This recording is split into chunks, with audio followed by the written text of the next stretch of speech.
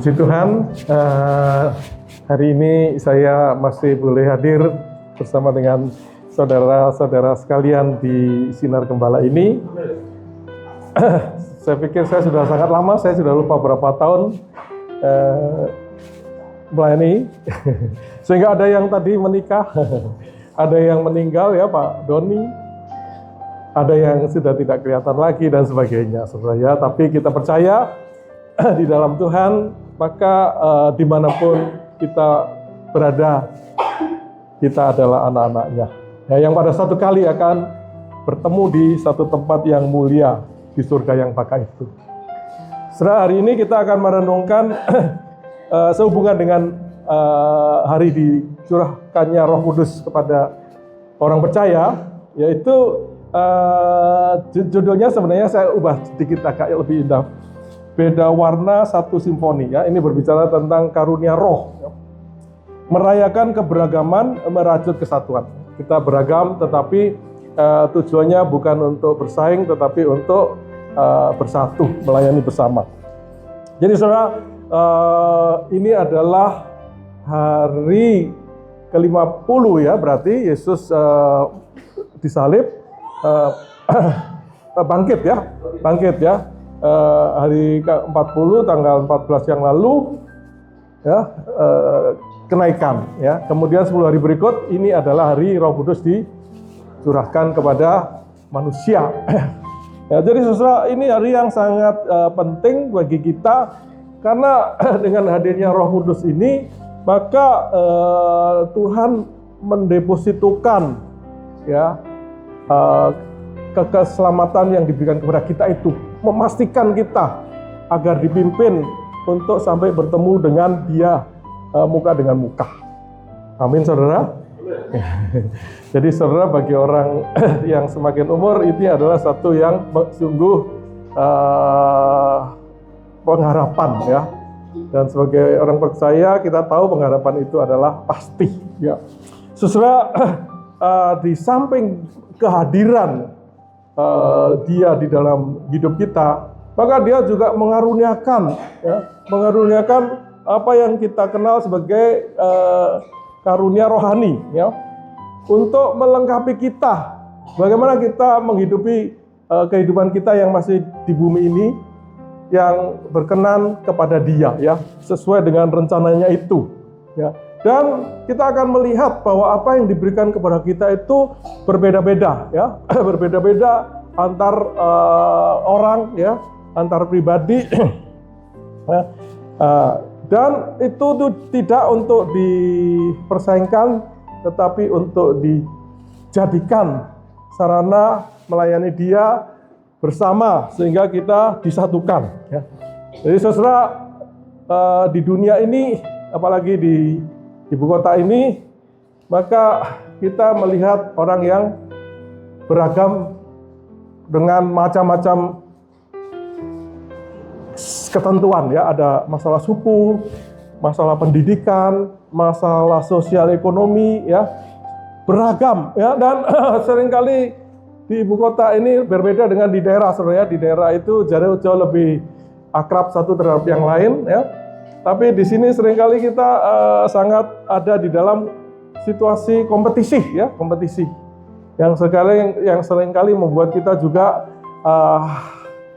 saling bersitegang satu dengan yang lain ya. Dan kita juga di dalam keberbedaan itu seringkali melihat ada orang tertentu yang kita pandang sebagai lebih hebat daripada yang lain ya. Tapi saudara, dan sayangnya saudara, itu pun seringkali masuk ke situasi gereja ya. Di gereja seringkali orang terkotak-kotak, orang saling membedakan, dan orang menganggap orang tertentu ya lebih hebat, lebih rohani, lebih suci ya. Tidak dari hatinya ya, tetapi dari perilakunya, dari penampilannya saudara ya. Yang memberi persembahan lebih besar, wah dia lebih suci.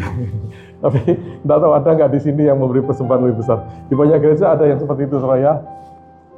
Dia menjadi orang yang lebih terhormat. Nah, Tapi saudara, hari ini kita ingin belajar dari firman Tuhan bahwa seperti apapun kita, ya,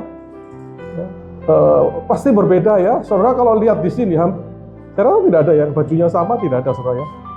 Yang beda semua, yang mukanya beda semua. Saudara, kita harus membayangkan bahwa kita ini adalah seperti pemain orkestra, ya, orkestra yang masing-masing punya alat musik yang berbeda-beda. Dan di situ kita harus ikut dirigennya, ya. Kapan kita berbunyi dan seberapa keras kita berbunyi, dan masing-masing membunyikan sarana suaranya. Bukan untuk bersaing keras-kerasan, ya. Bukan bersaing untuk tampil sendiri, ya. Jadi kita adalah satu dirigen rohani yang disatukan oleh sang dirigen Kristus itu sendiri, tetapi kita di dunia dipimpin oleh gembala kita untuk menciptakan suatu musik yang berkenan kepada Dia, ya, yang memuliakan Dia. Ya. Itu saudara ya, renungan kita. Mari kita baca 1 Korintus 12 ayat 3 sampai 11. Kita bisa juga baca ini bergantian. 1 Korintus 12 ya. Ya, 1 Korintus 12 ayat 3 sampai 11 ya. Ayat 3 sampai 1 Korintus 12 ayat 3 sampai 11. Saya baca 3, Bapak Ibu Saudara 4 dan seterusnya hingga selesai. Mari kita baca. Karena itu aku mau meyakinkan kamu bahwa tidak ada seorang pun yang berkata oleh Roh Allah dapat berkata terkutuklah Yesus. Dan tidak ada seorang pun yang dapat mengaku Yesus adalah Tuhan selain oleh Roh Kudus.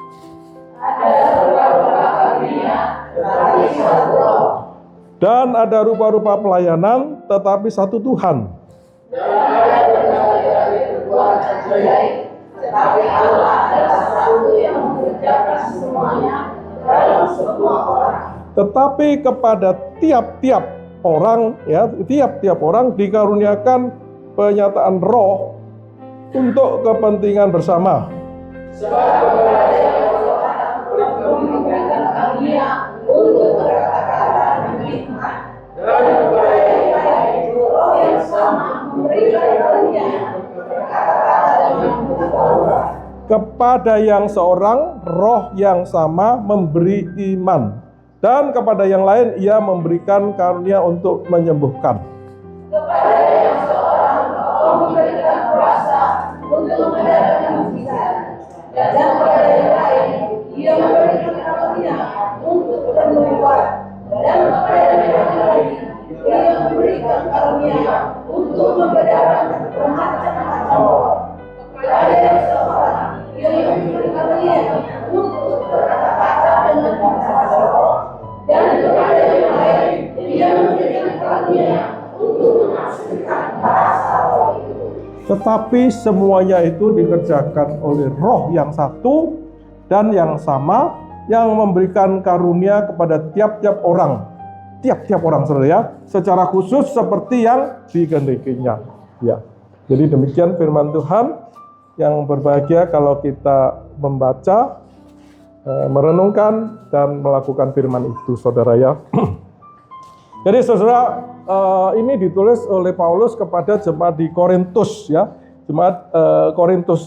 Dan Korintus itu satu kota kosmopolitan, jadi seperti Jakarta begini, di dekat pantai ya, di dekat pantai. Dan saudara, dia itu kota besar ya, kota besar pada zaman itu ya, sibuk ya. Jadi karena kota besar maka sudah kecenderungannya sama, yaitu orangnya sibuk, orangnya kemudian mengejar materi, ya kan? Kemudian kompetisi satu terhadap yang lain, ya, bersaing ya. Ada yang ingin lebih terhormat, ya, ada yang ingin lebih terhormat, atau semua orang ingin terhormat, tetapi ada yang berhasil mencapai posisi itu dan sangat meninggikan pencapaian, ya. Nah, jadi saudara, itu lah yang latar belakang jemaat yang nantinya masuk ke gereja, saudara ya. Nah, Korintus ini saat ini masih ada ya, dan letaknya di Yunani. Tapi yang lama ini sudah menjadi puing-puing, ada yang baru dan itu kecil saja ya. Jadi surat ini ditulis oleh Paulus di Efesus ya, terhadap laporan dari keluarga Chloe yang melaporkan berbagai masalah di gereja yang sebenarnya Paulus melihatnya hebat karena banyak karunia di sana. Ya, karunianya hebat-hebat ya. Dari bahasa roh, ada bicara, ada macam-macam ya. Tapi saudara, dilaporkan di situ ada perpecahan ya.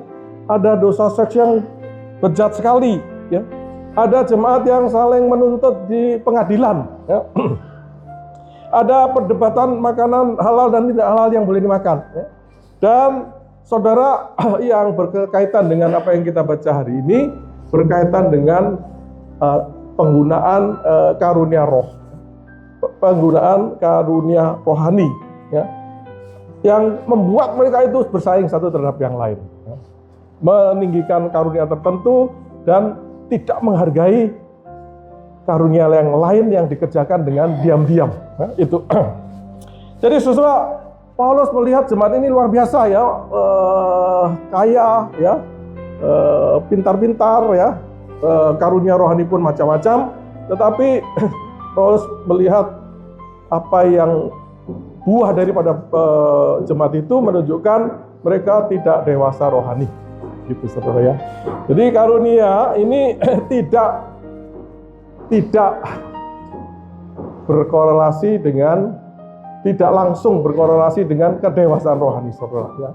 Orang bisa hebat sekali di dalam karunia, artinya tampil di dalam pelayanan, tetapi untuk menjadi dia dewasa itu tidak langsung ya. Itu satu proses lanjut saudara yang perlu dijalani oleh setiap orang ya. Jadi saudara, itu yang kita latar belakang bacaan kita, dan kita akan melihat bacaan kita di dalam 4 poin ya. Dasar karunia itu apa? Ya, itu adalah pengakuan bahwa Kristus adalah Tuhan. Ya. Kristus adalah sang dirigen kita. Dia adalah Tuhan kita. Kedua, sumber ya dari keberagaman karunia itu, yaitu Roh Kudus. Ya, sumbernya sama, saudara. Dan tujuannya adalah untuk kepentingan bersama kita. Ya, kepentingan kehidupan rohani kita, ya. Dan saudara, bagaimana masing-masing karunia masing-masing, maka itu adalah kedaulatan Roh Kudus di dalam memberi masing-masing, ya, di dalam membagikan. Itu adalah hak dan kedaulatan dari Roh Kudus ya. Kita tidak bisa memaksa Roh Kudus untuk memberikan apa yang kita mau ya. Tapi kita bisa meminta, saudara ya, di bagian lain dikatakan begitu. Jadi itu 4 poin kita, saudara. Dan jadi poin pertama adalah dasar ya. Jadi saudara, dari ayat 3 ya, maka dikatakan tidak ada seorang pun yang berkata-kata oleh Roh Allah dapat mengatakan terkutuklah Yesus ya. Jadi tidak ada, saudara ya, yang berkata-kata oleh Roh tapi mencela Yesus ya. Tidak bisa, Roh tidak bisa dipersaingkan dengan Roh, dengan Yesus ya. Tidak ada yang mengaku Yesus adalah Tuhan selain oleh Roh Kudus. Jadi saudara, ketika ya kita mengaku memiliki karunia Roh, maka apa yang kita lakukan tidak bisa bertentangan dengan pengakuan kita bahwa Yesus adalah Tuhan. Itu saudara ya. Jadi saudara, pada waktu itu saudara ya, orang Korintus itu latar belakangnya ya, mereka itu menyembah berhala ya, menyembah berhala. Nah, pada waktu menyembah berhala, maka mereka seringkali menunjukkan manifestasi roh di dalam diri mereka ya, dengan berteriak-teriak, dengan histeris, dengan kerasukan ya. Seperti mungkin di daerah kita masih melihat orang kerasukan seperti itu. Itulah latar belakang mereka. Sehingga saudara, ketika mereka masuk gereja, mereka melihat bahwa wah itu adalah sungguh tanda-tanda kerohanian seseorang di dalam kekristenan, ya. Dulu di dalam berhala, sekarang di dalam kekristenan. Mereka melihat, oh ada yang bisa berbahasa yang orang lain tidak mengerti, ya. Wah, ini yang kemudian mereka agung-agungkan, ya. Nah, sehingga kemudian saudara, mereka merendahkan yang lain dan kemudian timbul berbagai konflik di antara jemaat, ya. Nah, saudara, maka saudara, kalau kita mengaku memiliki karunia, tetapi kemudian kita tidak menjadikan Tuhan itu, Yesus itu Tuhan, ya, artinya kita harus taat apa yang Tuhan perintahkan, maka apa yang dia aku itu tidak benar, ya. Jadi saudara, sebagai orang percaya kita mengaku Yesus adalah Tuhan. Sebenarnya pada zaman itu saudara, ya, yang mengaku Yesus Tuhan itu sungguh sesuatu yang berbahaya bagi hidup orang zaman itu. Kenapa? Karena pada Tuhan itu Kyrios itu adalah nama yang hanya bisa, atau posisi yang hanya bisa disematkan kepada Kaisar Roma, saudara.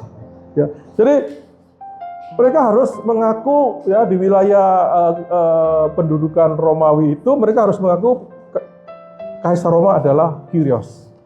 Tahu-tahu mereka memanggil Yesus sebagai Kyrios. Jadi ini sungguh sesuatu yang sungguh berbahaya, dan berarti sesuatu yang sungguh-sungguh mereka yakini, sehingga mereka berani mengaku seperti itu, bahwa engkau adalah maha kuasa atas hidupku, lebih berkuasa dari Kaisar Roma sekalipun, bahkan atas segala sesuatu. Jadi saudara, kalau kita mengaku bahwa Yesus adalah Tuhan, maka apa yang kita lakukan, ya, di gereja ini pun harus menunjukkan bahwa Tuhan itu, Yesus itu adalah Tuhan kita, dan Tuhan kita menghendaki banyak hal. Bagaimana kita hidup berjemaat, bagaimana kita menggunakan roh, karunia roh yang Tuhan percayakan kepada kita. Itu saudara, ya. Jadi dasar daripada karunia ini adalah kita harus berpegang pada pengakuan Yesus adalah Tuhan. Ya, jangan sampai kita melakukan hal-hal yang tidak sesuai dengan yang Tuhan kehendaki. Ya, jadi Tuhan menghendaki kita saling mengasihi, saling menghargai, ya, bersatu dan sebagainya. Tapi kalau karena karunia roh itu saudara merasa lebih dari yang lain, merendahkan yang lain, membeda-bedakan, ya, yang lain, ya. Seringkali kalau di gereja lain itu, ya, orang yang berpendidikan, ya, orang yang ekonominya lebih baik, seringkali mendapatkan privilege, saudara, ya. Maka itu tidak sesuai dengan pengakuan kita Yesus adalah Tuhan. Kita harus menghargai setiap pribadi di tempat ini, posisinya seperti apapun, tidak boleh dibeda-bedakan, karena kita mengaku Yesus adalah Tuhan. Ya, itu saudara, ya. Itu poin pertama, saudara, ya. Jadi karunia apapun, main musik kayak khotbah kayak ngajar sekolah minggu, WL, apapun, ya, maka kita harus menghargai, ya. Ya, itu poin pertama, saudara, ya. Nah, saudara, poin kedua, saudara, ya, adalah satu sumber dari keberagaman karunia itu, ya. Jadi ada ayat 4-6 itu mengatakan ada rupa-rupa karunia, satu roh. Ada rupa-rupa pelayanan, satu Tuhan, ya. Ada berbagai-bagai perbuatan ajaib, Allah adalah satu yang mengajarkan semua untuk semua. Jadi saudara, di sini dia mengulang 3 kali, saudara, ya. 3 kali adanya rupa-rupa karunia itu. Dan di situ saudara, Paulus menyebut 3 pribadi dari Allah Tritunggal, ya. Roh, Tuhan dan Allah, ya. Roh, Tuhan dan Allah. Dan saudara, karunia ini ya namanya karunia, yaitu karisma itu betul adalah karunia, ya, anugerah. Jadi sesuatu yang diberikan, ya. Nah, jadi saudara, di zaman itu, ya, itu ada orang-orang memang hebat secara finansial, secara posisi, dan mereka suka memberikan sesuatu kepada orang lain agar orang lain itu setia kepada dia, saudara. Ya. Orang-orang yang berkuasa politik, ya, memberi kepada orang-orang lain di sekitarnya, ya, untuk menuntut, ya, agar orang itu setia kepada dia, gitu, saudara. Ya. Jadi saudara, jadi karunia ini adalah sesuatu yang Tuhan berikan kepada kita, ya, karena Tuhan lebih dari kita, ya, dan Dia menuntut kita setia, saudara, kepada Dia, ya, dengan bertanggung jawab atas apa yang atas karunia yang diberikan kepada kita itu. Ya, itu karunia, saudara, ya. Dan dikatakan, saudara, ada berbagai-bagai karunia, satu roh. Ada rupa-rupa pelayanan, ada satu Tuhan. Jadi, saudara, karunia ini diberikan kepada kita, ya, untuk kita ini melayani, saudara, ya. Itu diakonia, ya. Jadi setiap orang kita ini adalah melayani, ya, diakonia. Ya. Diakonia itu adalah seseorang yang melayani di atas meja makan, ya, atau bisa juga diterjemahkan sebagai pembantu, ya, atau pelayan, ya. Jadi bahasa Inggris ministry. Jadi saudara, kepada kita semua diberikan karunia. Untuk apa? Untuk melayani, saudara. Jadi ini menunjukkan bahwa setiap orang percaya, ya, ketika dia itu menerima Tuhan, maka saudara ada roh yang memberikan sesuatu, dan sudah jelas roh itu juga mendorong saudara untuk melakukan suatu pelayanan, ambil bagian di dalam suatu pelayanan, apapun itu, ya. Dan jadi sebenarnya tidak ada alasan bahwa orang percaya ini tidak melibatkan diri di dalam pelayanan. Nanti saudara akan ketemu Tuhan dan Dia tidak bisa mengatakan engkau hamba yang baik dan setia, karena sudah dititipkan kepada kita karunia, ya. Kita ini sudah pasti bisa melakukan sesuatu untuk kebaikan jemaat kita. Tidak ada yang tidak bisa, ya, apapun itu, ya. Nah, setelah kemudian dikatakan juga di pengulangan yang ketiga, berbagai-bagai perbuatan ajaib, ya. Ya, jadi saudara, apa yang kita lakukan ini adalah berbagai-bagai perbuatan ajaib. Tidak bisa dilakukan oleh orang yang di luar sana, yang tidak kenal Tuhan itu, ya. Ajaib, ya, apa yang kita lakukan secara bersama ini bisa memperkenalkan orang kepada Tuhan, ya. Padahal di luar sana orang tidak kenal Tuhan dan orang mengejek Tuhan, memusuhi Tuhan. Bagaimana kita secara bersama bisa membuat orang itu kenal Tuhan? Maka itu adalah perbuatan ajaib, ya. Dan itu adalah dikerjakan oleh Allah, yaitu Allah Bapa kita, ya. Jadi itu ada kuasa, ya, yang kemudian bekerja ketika karunia itu dikerjakan sama, saudara, ya. Nah, jadi itulah sumber daripada karunia itu, ya, yaitu adalah Roh Kudus untuk pelayanan Tuhan kita, ya, untuk pelayanan Tuhan kita, untuk melayani Tuhan kita, dengan berbagai-bagai pelayanan itu, dan dikerjakan oleh Roh kuasa Allah itu, saudara. Sehingga kalau kita menjalankan peranan kita masing-masing secara benar bersama, maka akan terjadi perbuatan-perbuatan ajaib yang dinyatakan di dalam jemaat kita. Ada orang yang kemudian menjadi percaya, ada orang yang dulu karakternya seperti apa, diubah oleh kuasa karunia itu, sehingga orang itu berubah. Saudara, kalau saya lihat di jemaat saya, wah, 10 tahun yang lalu dibandingkan sekarang, wah, jauh beda, saudara. Ya, ngomongnya, ya, makannya, merokoknya, wah, dulu merokok, saudara, semua. Tapi sekarang sudah nggak ada, saudara, ya. Pelan-pelan itu orang kemudian meninggalkan hal-hal yang tidak bermanfaat, ya. Ya, itulah saudara menunjukkan bagaimana Allah itu bekerja melalui karunia yang dianugerahkan kepada jemaat, saudara. Sehingga terjadi perubahan yang tidak mungkin terjadi tanpa kuasa Allah itu bekerja, saudara, ya. Kalau kita ngomong dengan orang yang merokok, saudara, wah pasti dia punya alasan, saudara, ya. Saya dulu juga merokok, saudara, ya. Saya dulu juga merokok. Jadi ada aja alasan, saudara, ya. Orang yang merokok usianya juga panjang, gitu-gitu, saudara, ya.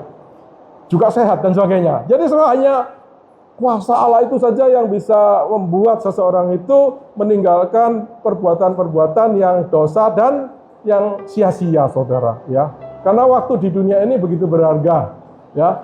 Berjalan terus, ya. Tahu-tahu sudah waktunya kita harus bertemu dengan Tuhan kita. Saudara, saya saya barusan pulang dari saudara, dari mengunjungi anak saya di Inggris itu. Kemudian datang, sudah ada langsung yang meninggal satu. Habis itu bapaknya meninggal juga, saudara. Kemudian jemaat meninggal. Kemudian jemaat lain meninggal. Kemudian hamba Tuhan yang saya kenal namanya Nos Remas itu meninggal. Ya, saudara, mungkin ada yang tahu namanya Nos Remas itu, ya. Jadi saudara begitu cepat, saudara, ya. Nah, jadi saudara, sungguh kita memerlukan Allah itu, ya, untuk bagaimana kita menjalani kehidupan. Itu nomor 2, saudara, ya. Satu, roh dari berbagai ragam karunia itu. Saudara, ketiga, apa tujuannya? Maka di ayat 7 dikatakan, tetapi kepada tiap-tiap orang dikaruniakan penyataan roh, ya, untuk kepentingan bersama. Jadi saudara, kepada setiap kita, ya, tidak ada satupun yang dikecualikan, kecuali dia belum percaya, ya. Tapi kepada setiap kita, ketika kita percaya, ketika kita lahir baru, ya, ketika diselamatkan, maka dikaruniakan penyataan Allah. Ya, jadi Allah kemudian menyatakan diri kepada saudara, ya. Untuk apa? Untuk kepentingan bersama. Jadi setiap orang tidak ada kecualinya dikaruniakan karunia roh itu, ya. Dinyatakan bahwa saudara mendapatkan karunia itu, ya. Dan saudara, semua karunia itu, apapun itu, saudara, adalah untuk kepentingan bersama, ya. Untuk bahasa Inggrisnya for common good, untuk kebaikan bersama, ya. Kebaikan Tuhan bagi jemaat kita yang menghendaki kita bertumbuh baik di dalam iman kita, ya. Makin kenal Dia, makin percaya, makin bersandar kepada Dia, makin melakukan apa yang Tuhan kehendaki, ya. Makin melakukan perbuatan-perbuatan baik, ya. Makin menjadi berkat bagi lingkungan untuk kepentingan bersama. Jadi saudara, ini bukan untuk kepentingan pribadi, ya, bukan untuk membuat kita ini dihargai oleh yang lain, ya. Seringkali kan kalau di gereja itu ada gereja yang agak besar, ya, ada vokal grup, ada tim musik, atau ada penari atau apa, saudara, sudah kehilangan tujuannya, saudara, ya. Inginnya dihargai, ya. Begitu tidak dihargai, mereka marah, ya. Jadi sudah lupa bahwa tujuannya adalah untuk kepentingan bersama, ya. Jadi saudara, karena kepada setiap kita dikaruniakan karunia itu, maka saudara, janganlah kita menjadi orang yang pasif, ya. Jadi saudara, ingat, satu waktu kita akan bertanggung jawab kepada Tuhan. Engkau sudah diberi 70 tahun. Aku sudah kasih talenta, karunia, ya. Aku sudah kasih fasilitas, ya. Untuk apa? Itu kita akan ketemu Tuhan dan kita tidak bisa mengelak, saudara. Nggak kayak Roy Suryo, ya, bisa ngelak nggak karuan gitu, ya. Ya, dulu bilang apa, sekarang bilang apa, untuk apa? Wah, pintar sekali, saudara, ya, cepat sekali. Kita kalau sudah ketemu Tuhan nggak bisa, saudara. kita langsung sadar, oh saya sudah menyia-nyiakan hidup saya, ya. Atau puji Tuhan saya sudah melakukan sesuatu untuk Tuhan. Kita nggak bisa mengelak, saudara ya. Nah, jadi saudara, kepada setiap kita, ya, setiap kita. Karena itu saudara, jangan kita menjadi orang yang pasif, ya. Mari kita melakukan sesuatu untuk Tuhan, saudara. Untuk kepentingan bersama itu, ya. Itu saudara. Itu nomor 3 ya. Sekarang nomor 4 ya. Nomor 4 ini berarti terakhir saudara. Tapi masih agak panjang dikit ya. Nah, jadi saudara di nomor 4 ini bacanya kan paling panjang juga ya, ayat 8 sampai 11 ya. Jadi di situ temanya adalah bahwa roh lah yang punya wewenang untuk membagikan macam-macam karunia itu ya. Kita boleh minta, kita boleh bergumul, tetapi pada akhirnya roh itu yang akan memutuskan apa yang bisa kita kerjakan bersama itu, ya, kontribusi kita. Nah, saudara, di sini di ayat 8 sampai 11, ya, itu ada 9, ya, 9 manifestasi karunia roh, ya. Dan di ayat-ayat lain ada daftar, ya. Daftar itu sering berbeda-beda, saudara ya. Di Roma 12 ayat 68 itu ada 7 karunia. Ya, jadi ini paling banyak ya. Di Efesus 4 ayat 11 itu ada 5 karunia jabatan, ya. Karunia jabatan. Di 1 Korintus 12 ayat 28 nanti ada ringkasan 8 karunia, ya. Di 1 Petrus 4, 10 sampai 11 ada 2 kategori karunia. Karunia untuk berbicara, karunia untuk melayani. Jadi saudara melihat adanya data yang berbeda-beda ini menunjukkan bahwa karunia tidak ada daftar yang lengkap, ya. Dan karunia itu sangat kaya sehingga tidak ada daftar yang lengkap itu, ya. Jadi saudara, kita itu bisa memiliki karunia yang sangat berbeda, ya. Ada yang mengajar, tetapi ada yang mengajar orang dewasa, ada juga yang mengajar anak-anak, saudara ya. Saya kalau suruh ngajar anak-anak belum pernah terlalu saya coba ya, tetapi ada kemungkinan saya tidak bisa, ya, atau sangat tidak efektif untuk mengajar anak-anak. Jadi saudara, karunia itu sangat beragam, saudara ya. Dan di zaman sekarang pasti karunia itu yang Tuhan berikan itu juga lebih lain lagi, lebih banyak variasinya lagi, saudara ya. Ada IT ya, ada musik yang seperti ini. Zaman dulu musiknya apa ya? Ada AI, ada internet dan sebagainya yang bisa digunakan untuk kebaikan gereja secara bersama. Jadi semua itu membuka peluang Tuhan memberikan karunia yang berbeda-beda, saudara. Jadi ya, kita tidak bisa menutup kuasa Tuhan untuk memberikan karunia yang di luar pikiran kita, ya. Nah, tapi sebagai contoh di bacaan kita ada 9, ya. Ada 1 berkata-kata dengan hikmat, ya. Jadi saudara berkata-kata dengan hikmat, ya, itu logos dan sofias, ya. Logos kata-kata, sofias itu hikmat. Jadi saudara ada karunia yang diberikan kepada orang agar orang itu bisa menerapkan kebenaran Allah secara tepat, ya, dan praktis di dalam situasi hidup yang kadang-kadang rumit. Jadi saudara, ada orang yang firman Tuhan itu mengambang, ya. Ya, oh ya, mengasihi. Tapi bagaimana mengasihi? Ya, itu sering ada orang yang tidak tahu bagaimana melakukan, ya. Apalagi di dalam situasi yang rumit, orangnya baru kedukaan. Bagaimana kita mengasihi orang seperti itu? Saudara, kalau kita diberikan karunia berkata-kata hikmat, maka pada waktu itu kita bisa mengatakan sesuatu untuk menerapkan firman Tuhan dengan tepat dan praktis sehingga orang itu terhibur, ya. Orang itu dikuatkan, ya. Mungkin di antara saudara ada yang seperti itu, saudara, apalagi yang sudah semakin banyak umurnya, banyak pengalamannya, ada kemungkinan seperti itu. Jadi saudara, pakai itu saudara ya untuk menghiburkan orang-orang yang sedang berduka ya.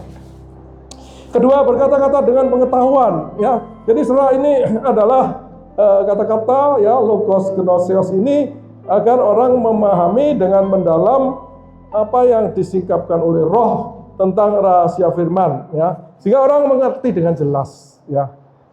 Jadi orang mengerti, oh begitu gitu ya. Ada hamba Tuhan tertentu kalau bicara firman Tuhan itu, oh begitu. Ada yang muter-muter nggak jelas soalnya. Itu karunianya tidak berkata-kata dengan pengetahuan ya. Kalau berkata dengan pengetahuan, dia bisa menjelaskan dengan sistematis, terang. Akhirnya orang, oh begitu maksudnya, itu kira-kira ya.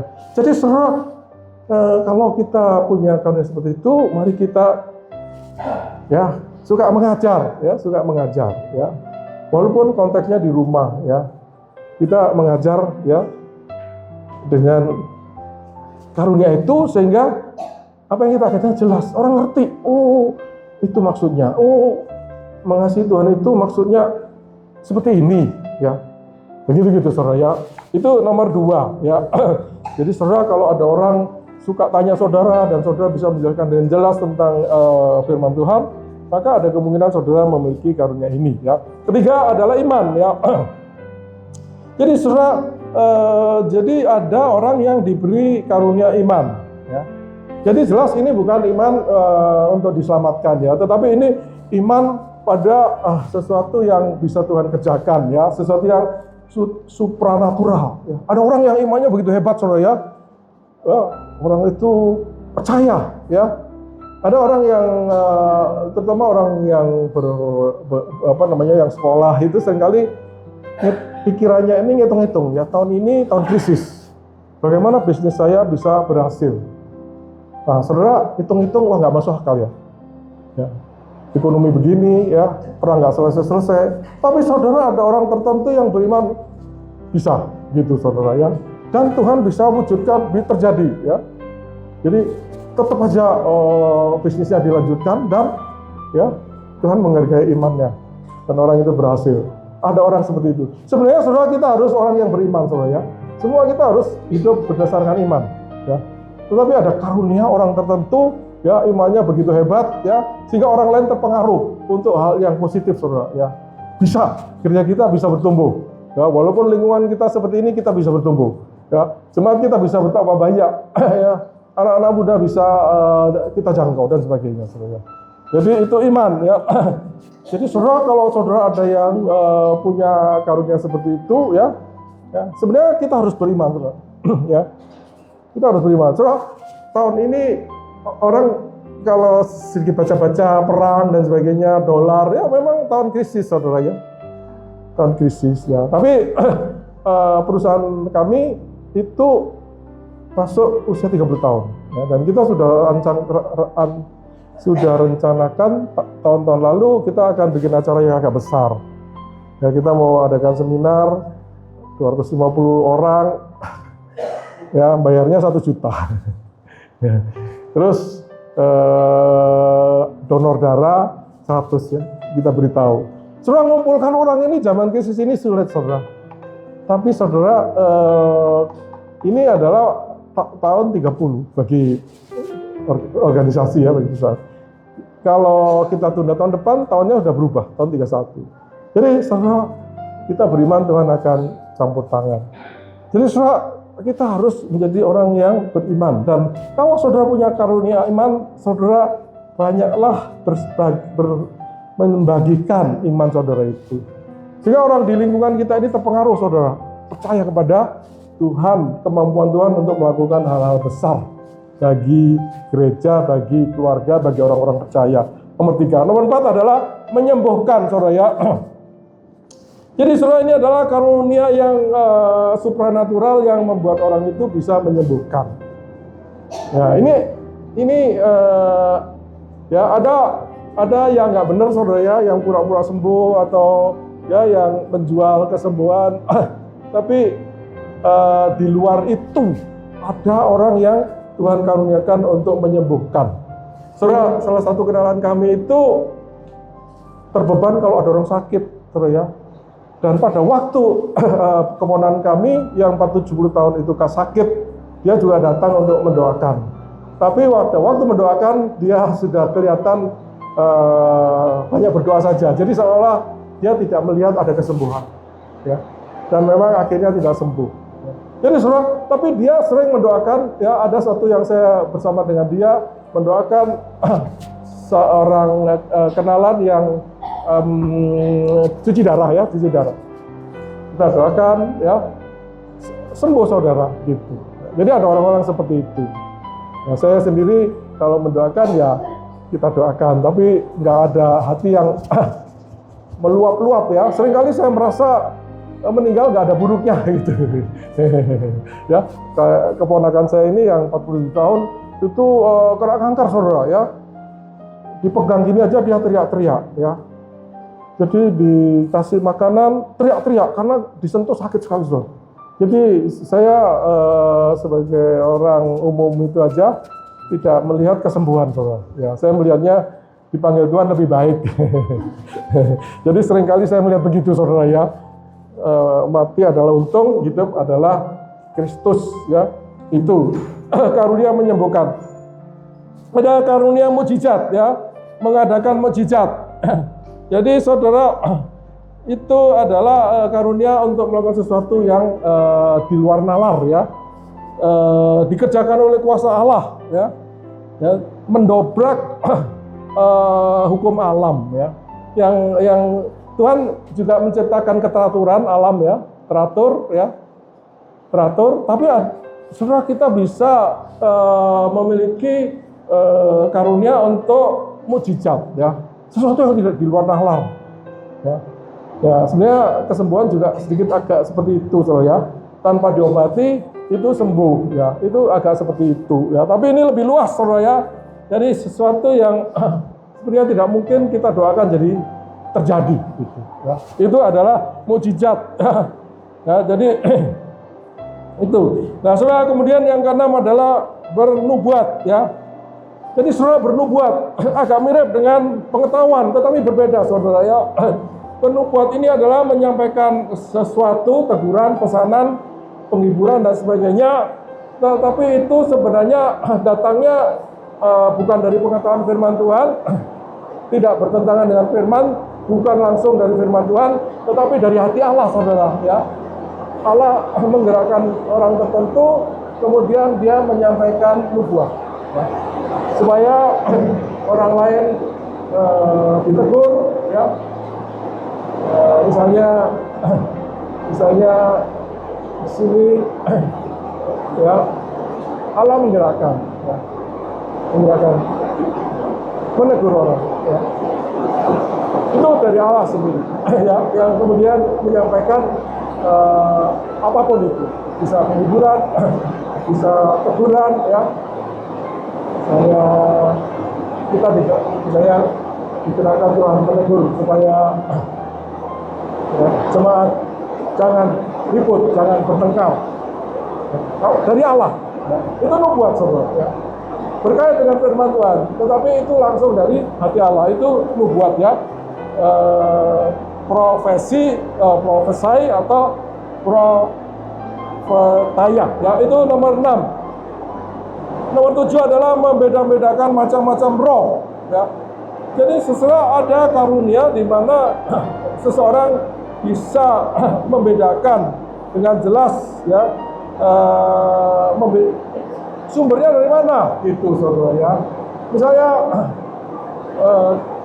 kita mendengar firman Tuhan, ya, dengan karunia itu orang bisa tahu, oh ini firman Tuhan, dari firman Tuhan. Oh ini bukan dari firman Tuhan, tetapi dari motivasi manusiawi belaka, ya. Oh ini sesuatu yang disisipkan oleh kuasa gelap, ya, agar orang itu kemudian tersesat, ya. Orang yang memiliki karunia roh ini bisa membedakan, ya, membedakan dari mana apa yang disampaikan itu, ya, sehingga dia bisa memilih yang benar, ya, menolak yang salah, ya.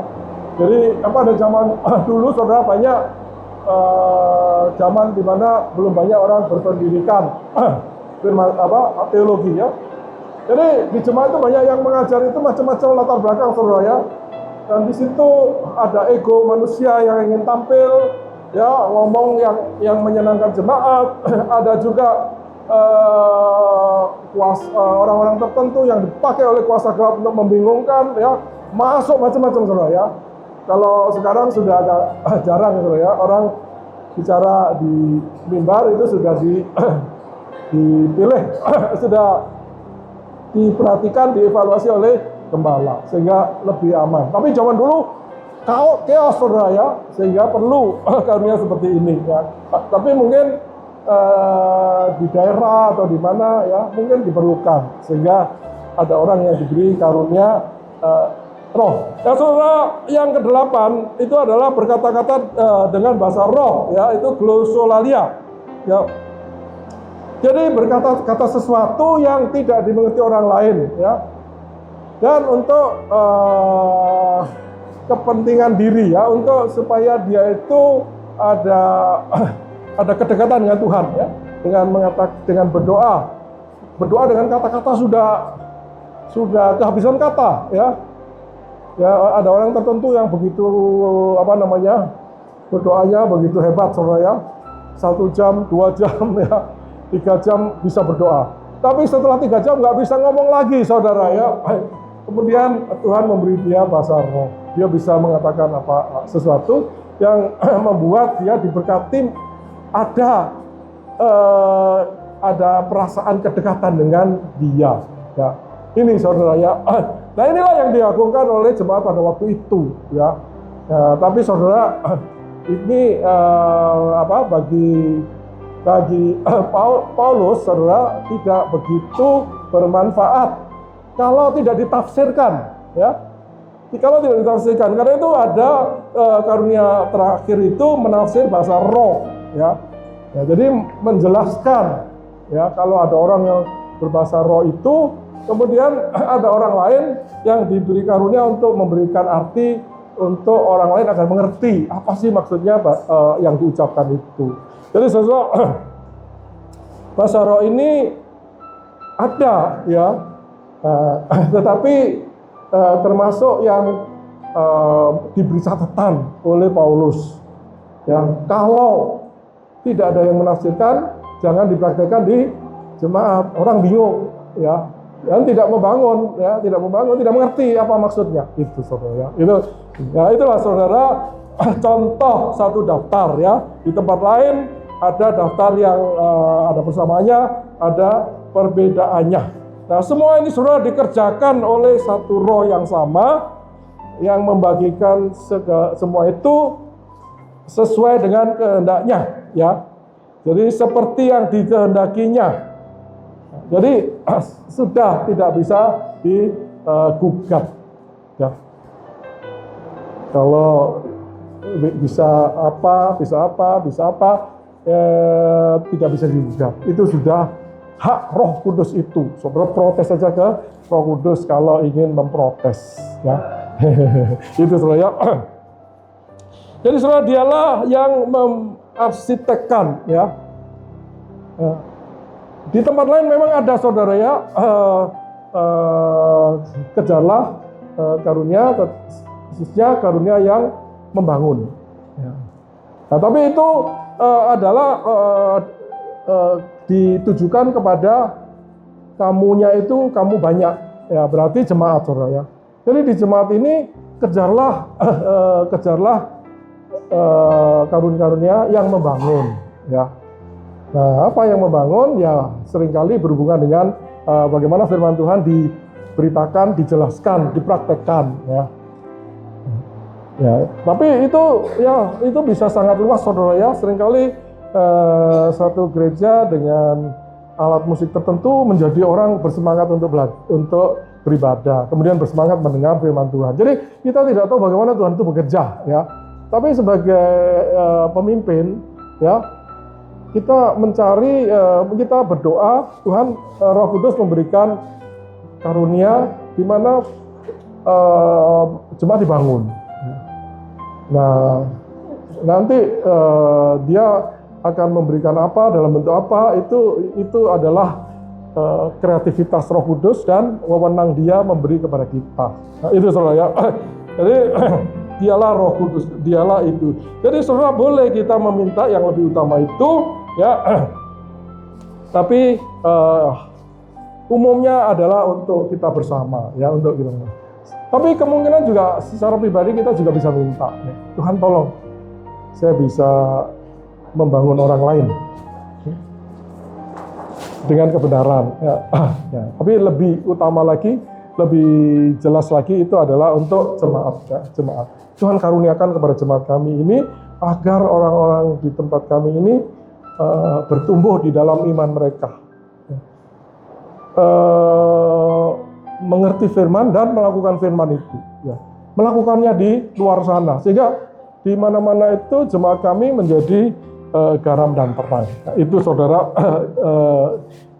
yang bisa kita doakan. Jadi saudara, ketika kita memahami bahwa Roh Kudus inilah yang membagi-bagikan haknya, wewenangnya, hikmatnya, maka saudara, siapapun kita, itu kita tidak perlu merasa tidak berarti atau rendah diri. Ya. Saya hanya bisa ini, saya hanya bisa ini. Memang manusia begitu, saudara. Kita nggak bisa banyak macam-macam, ya. Ya, saya sudah ikut kor, ya, apalagi nyanyi sendiri, saya sudah semakin nggak berani, saudara. Ketika musik dilantunkan, kemudian mau masuk aja saya bingung, saudara. Kapan ini masuknya, gitu. Saya hanya bisa ikut aja, saudara. Jadi, saudara, apakah saya harus iri orang yang hebat menyanyi, ya? Menurut firman Tuhan, tidak perlu iri, saudara, ya. Karena Tuhan memang hak Dia memberikan sesuai dengan hikmatnya, ya. Dan saudara juga orang yang ketika kita memiliki karunia yang orang lain itu secara manusia hargai, kita juga tidak perlu sombong, saudara. Ya, nanti kita malah berdosa, malah dibenci Tuhan. Ya, kita sebenarnya mau melayani Tuhan, kemudian oleh keegoan kita, oleh lingkungan kita diangkat-angkat, kita jadi sombong, ya. Oh, saya pembicara yang hebat, atau saya pemusik yang hebat, WL yang hebat. Ada kebanggaan, saudara, ya. Dan Tuhan membenci orang yang sombong. Hati-hati, saudara, ya. Jadi jangan rendah diri, jangan sombong karena apa yang bisa kita lakukan. Ya, itu renungan kita hari ini, saudara. Jadi, saudara, mari kita menarik beberapa hal untuk kita bawa pulang, ya. Satu, jadi ingat, saudara, karunia bukan tanda-tanda kedewasaan rohani. Ada orang yang hebat karunianya, tetapi belum tentu dewasa. Ya, kalau di Alkitab banyak, ya, jemaat Korintus, Simpson hebat sekali, saudara, ya, kekuatannya. Tapi dia egois, kekanak-kanakan, dan mencari pemuasan diri, ya. Jadi saudara jangan mengagumi orang-orang yang kelihatan hebat, pembicara besar, apa, saudara. Lihat buah hidupnya, saudara, ya. Dan yang utama bagi kita adalah kedewasaan rohani itu, ya. Itu nomor satu. Kedua, saudara, karunia rohani bukan dasar untuk kita itu bangga atau sombong, ya. Karunia ini kita diberi kok, gitu loh. Saudara bisa musik, diberi, saudara, ya. Saudara bisa nyanyi, itu diberi. Saudara bisa bicara, itu diberi talentanya. Jadi tidak ada alasan untuk kita itu menjadi sombong. 1 Korintus 7 mengatakan, apakah yang engkau miliki yang tidak engkau terima? Dan jika engkau menerima, mengapa engkau memegahkan diri seolah-olah engkau tidak menerimanya? Jadi itu, saudara, ya. Kalau mau sombong, sombonglah bahwa engkau kenal Tuhan. Langsung gak berani sombong, ya. Tapi bermegahlah karena engkau mengenal Dia. Itu, ya, nomor 2. Nomor 3, saudara, karunia ini adalah sarana untuk kesatuan, bukan untuk perpecahan, saudara, ya. Jadi kita harus saling menghargai, ya. Apa sih yang begitu hebat yang bisa dilakukan seorang manusia, ya, sehebat apapun, ya. Hal-hal kecil itu, saudara, di mata Tuhan bernilai, ya, kalau itu digunakan untuk pekerjaan Tuhan, ya, dengan sikap hati yang benar, ya, itu lebih dihargai daripada orang yang hebat-hebat, tapi dengan ego, saudara. Ya, Tuhan membenci. Ya. Jadi kita jaga hati menggunakan karunia rohani kita. Itu nomor 3 ya. Jadi saudara, jadikan keragaman ini sarana untuk menyatukan. Kita bergantung, saudara ya. Ini kalau tidak ada yang mengatur alam ini ya, ini kita ibadah kita terganggu sekali, saudara ya. Ya, tidak ada musik, tidak ada hal-hal kecil ya. Nah, tapi saudara, Tuhan melihat semua, melihat hati yang mengerjakannya, dia menghargai orang yang hatinya memang melayani dia, saudara ya. Bisa saja orang hebat sekali berkhotbah, tapi hatinya membanggakan diri. Di sana ada tukang parkir yang dengan rendah hati menyambut orang, Tuhan menghargai dia, saudara ya. Jadi berbeda antara manusia melihat, Tuhan melihat. Itu nomor 3 ya. Nomor 4 adalah karunia rohani harus dilihat secara lebih luas. Jadi jangan pikir, wah ini ada 9, saya nggak ada yang cocok ini. Gitu, saudara ya. Jadi saudara, jadi Tuhan punya hak ya, punya kuasa untuk memberikan apa yang tidak kita pikirkan. Jadi jangan melihat, oh ini daftarnya begini, saya nggak ada, berarti saya bebas tugas. Nggak bisa begitu, saudara ya. Ya, jadi karena itu poin kelima, berpikirnya itu jangan saudara ingin tahu karunia saya apa, kemudian saya melakukan sesuai dengan karunia itu. Tidak perlu begitu, saudara ya. Saudara lakukan saja apa yang saudara ada kesempatan, ada di tangan saudara untuk saudara lakukan. Ya. Pak Gembala memberi tugas apa saudara lakukan. Ya, jemput tuh pembicara, saudara jemput aja ya. Ngomong-ngomong ya, bicara baik-baik ya. Ya, tahu-tahu saudara menjadi seseorang yang memiliki karunia hospitality ya, menyambut orang yang Tuhan hargai, saudara ya. Jemputlah dia dengan sepenuh hati ya. Maka saudara sudah melayani pekerjaan Tuhan ya dengan karunia hospitality yang tidak ada di daftar ini, gitu saudara. Jadi saudara lakukan sesuatu dengan sepenuh hati ya. Ya. Jadi tidak usah mikir karunia saya apa ya. Lakukan sesuatu aja untuk Tuhan. Itu apa yang kita mau simpulkan. Dan saudara ada 3 aplikasi ya. Satu, saudara itu tadi ya, aktifkan talenta saudara itu dengan melakukan apa saja yang ada di tangan saudara ya.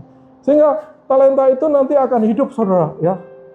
Kalau saudara sepenuh hati, maka sesuatu yang tadinya saudara coba, tahu-tahu orang lain lihat, oh hebat sekali dia ya. Dia kalau menerima tamu itu, orang yang diterima itu merasa disambut ya. Sedangkan kebanyakan orang lain hanya salaman saja, saudara, tidak ada hatinya ya. Basa-basi aja ya. Tapi orang ini kalau ketemu orang ya, ngomongnya itu membuat orang itu nggak lupa dia gitulah ya. Jadi itu tahu-tahu Tuhan mengungkapkan ini talenta kamu ya. Jadi nomor 1, aktifkan talenta saudara itu. Kedua, saudara jangan kita membanding-bandingkan ya. Mungkin ada di antara kita yang suka membandingkan, mari kita stop ya. Mari kita saling menghargai, saudara ya, siapapun kita. Ketiga, saudara, jadi saudara kita bisa menerima karunia rohani kalau kita sudah rohani ya.